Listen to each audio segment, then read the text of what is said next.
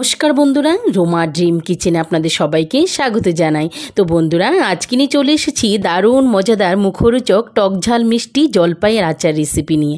তো বন্ধুরা, পুরো ভিডিওটা দেখতে থাকুন, আশা করি খুবই ভালো লাগবে। তো দেখে নেওয়া যাক রেসিপিটা।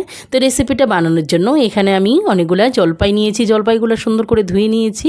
এখন আমি একটা কড়াইতে গরম জল ফুটিয়ে নিয়েছি। এখন আমি জলপাইগুলো খুব সুন্দরভাবে সেদ্ধ করে নেব।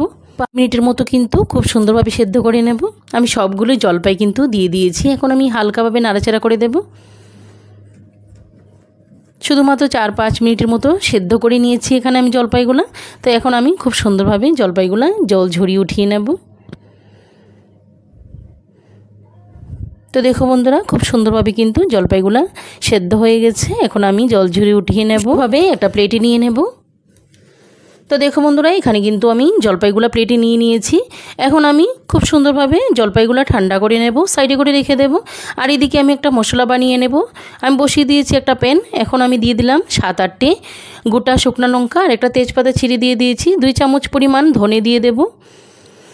1 চামচ পরিমাণ মেথি আর দিয়ে দেবো 4-5টে গোলমরিচ, দেবো 2 চামচ পরিমাণ মিষ্টি জিরা দিয়ে এখন খুব সুন্দরভাবে হালকা করে নাড়াচাড়া করে ভেজে নেব। বেশি কড়া করে ভাজবো না। তো দেখো বন্ধুরা, এখানে কিন্তু গোটা মশলাগুলো আমার ভাজা হয়ে গেছে। এখন আমি একটা প্লেটে নিয়ে নেব, খুব সুন্দর করে ঠান্ডা করে গুঁড়ো করে নেব। এদিকে কিন্তু আমার জলপাইগুলো ঠান্ডা হয়ে গেছে। এখন আমি ভালোভাবে হাতে ম্যাশ করে নেব। তো দেখো বন্ধুরা, খুব সুন্দরভাবে কিন্তু জলপাইগুলো সেদ্ধ হয়ে গেছে। এখন আমি খুব সুন্দরভাবে হাতে ম্যাশ করে নেব। তো দেখো বন্ধুরা, এখানে কিন্তু খুব সুন্দরভাবে জলপাইটা আমি হাতে ম্যাশ করে নিয়েছি। বিচিগুলো আমি ফেলবো না, বিচিগুলো আমি আচারে দিয়ে দেব। তো এদিকে আমি একটা গ্যাসে কড়াই বসিয়ে দিয়েছি। দিয়ে দিলাম আমি পরিমাণ মতো সরষের তেল, দিয়ে দেবো 2টো গোটা শুকনো লঙ্কা। আচারটা কিন্তু আমি সরষের তেলেই বানাবো। দিয়ে দেবো এখন আমি মিষ্টি জিরা 1 চামচ পরিমাণ। এখন আমি হালকা পরিমাণ ফোড়নটা ভেজে নেব। এখন আমি দিয়ে দেব সেদ্ধ করা জলপাইগুলো। কিন্তু ম্যাশ করা জলপাইগুলো আমি দিয়ে দিয়েছি। এখন আমি ভালোভাবে উল্টিয়ে পাল্টিয়ে নাড়াচাড়া করে খুব সুন্দরভাবে ফোড়নটার সঙ্গে মিশিয়ে ভালোভাবে কষিয়ে নেব। তো দেখো বন্ধুরা, উল্টিয়ে পাল্টিয়ে নাড়াচাড়া করতে থাকবো আর খুব সুন্দরভাবে কিন্তু একদম কষিয়ে নেব। আমি স্বাদ মতো লবণটা অ্যাড করে দেব। দিয়ে দেব এখানে 1 চামচ পরিমাণ হলুদ গুঁড়ো দিয়ে এখন আবারও ভালোভাবে উল্টিয়ে পাল্টিয়ে মিলিয়ে নেব। তো দেখো বন্ধুরা, এখানে কিন্তু লবণটা আর হলুদটা কিন্তু আমি খুব সুন্দরভাবে জলপাইয়ের সঙ্গে মিলিয়ে নিয়েছি। এখন আমি আবারও সুন্দরভাবে কষিয়ে নেব। দিয়ে দেব এখানে পরিমাণ মতো চিনি। চিনিটা দিয়ে আবারও ভালোভাবে নাড়াচাড়া করে মিশিয়ে খুব সুন্দরভাবে নাড়াচাড়া করে দেব। তো দেখো বন্ধুরা, এখানে কিন্তু চিনিটা দেওয়ার ফলে খুব সুন্দরভাবে কিন্তু জলপাইটা একদম নরম হয়ে গেছে। এখন কিন্তু সব কিছু একসঙ্গে করে মিলিয়ে উল্টিয়ে পাল্টিয়ে নাড়াচাড়া করে খুব সুন্দরভাবে কষিয়ে নেব। তো ওই সময় কিন্তু আমি গ্যাসের আঁচটা কিন্তু মিডিয়ামে রেখেছি। তো এখন খুব সুন্দরভাবে নাড়াচাড়া করে কষিয়ে নেব। দিয়ে এখানে ঝাল লঙ্কার গুঁড়ো 2 চামচ পরিমাণ।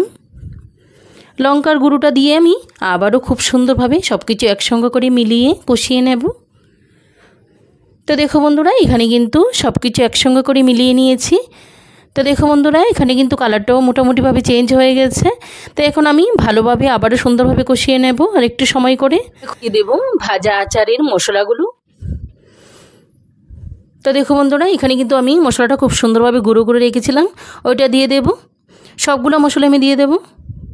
দিয়ে এখন খুব ভালোভাবে নাড়াচাড়া করে একদম আঠালো আঠালো করে দেখো বন্ধুরা, এখানে কিন্তু আমি সব কিছু একসঙ্গে করে মিলিয়ে খুব সুন্দরভাবে আঠালো আঠালো করে নিয়েছি আচারটা। এখন আর একটু সময় করে আমি উল্টিয়ে পাল্টিয়ে নাড়াচাড়া করে আর একটু আঠালো আঠালো করে নেব। তো দেখো বন্ধুরা, এখানে কিন্তু খুব সুন্দরভাবে আমার জলপাইয়ের টক ঝাল মিষ্টি আচার রেসিপি কিন্তু কমপ্লিট হয়ে গেছে। এখন আমি গ্যাসের ফ্লেমটা বন্ধ করে একটা প্লেটে উঠিয়ে নেব।